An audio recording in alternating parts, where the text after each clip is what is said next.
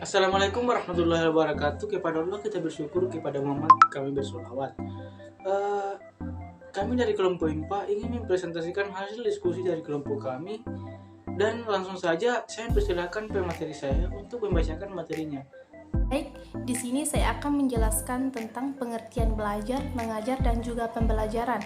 Yang pertama itu belajar. Belajar adalah istilah kunci yang paling vital dalam kehidupan manusia, khususnya dalam setiap usaha pendidikan. Nah, sebagai suatu proses, belajar hampir selalu mendapat perhatian luas dalam berbagai disiplin ilmu yang berkaitan dengan pendidikan, khususnya di bidang psikologi pendidikan. Selanjutnya, mengajar. Mengajar adalah segala hal yang guru lakukan di dalam kelas. David dan Rohler mengatakan, apa yang dilakukan guru agar proses mengajar berjalan lancar, bermoral, dan membuat siswa merasa nyaman. Dan yang terakhir itu pembelajaran. Pembelajaran adalah suatu kombinasi yang tersusun meliputi unsur-unsur manusiawi, material, fasilitas, perlengkapan, dan prosedur yang saling mempengaruhi untuk mencapai tujuan pembelajaran. Nah, material meliputi buku-buku, papan tulis, kapur, slide, film, audio, dan video.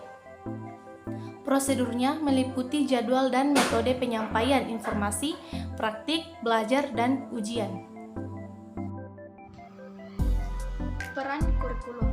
Kurikulum mempunyai kedudukan sentral dalam proses pendidikan.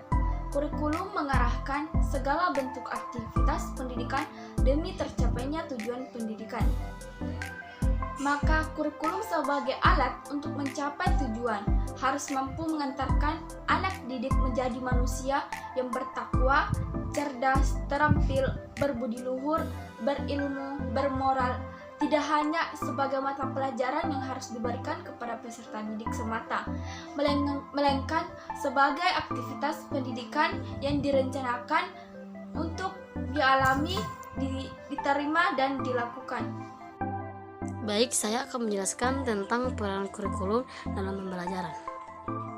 Peran kurikulum dalam pembelajaran dapat dilihat di silabus dalam setiap mata pelajaran. Silabus biasanya disusun dalam satu semester dan terdiri dari berbagai kelompok. Yang pertama itu yaitu standar kompetensi, kompetensi dasar, tujuan pembelajaran, urutan topik, skenario pembelajaran, pendekatan dan strategi, media dan sumber pembelajaran, serta sistem pendidikan. Oke, selanjutnya peranan kurikulum tingkat satuan pendidikan dalam pembelajaran.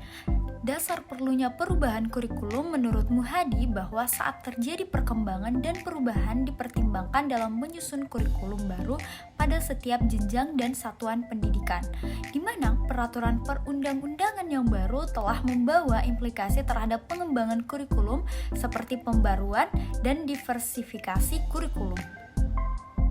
Selanjutnya itu filsafat sebagai sumber memperoleh belajar. Filsafat menjadi salah satu sumber tentang berawal dari filsafat. Materi filsafat itu yang lebih banyak didasarkan pada pemikiran yang radikal. Pemikiran filsafat tersebut tentu bisa berimplementasikan pada pikiran pengembangan teori. Penanaman filsafat dalam pengembangan pembelajaran makin terasa dewasa ini. Hal ini terlihat dengan munculnya teori pembelajaran yang merupakan penerapan ilmu-ilmu perilaku dengan ilmu fisik serta disiplin ilmu lainnya dalam pengembangan berbagai sumber belajar guna mendapatkan pemecahan masalah.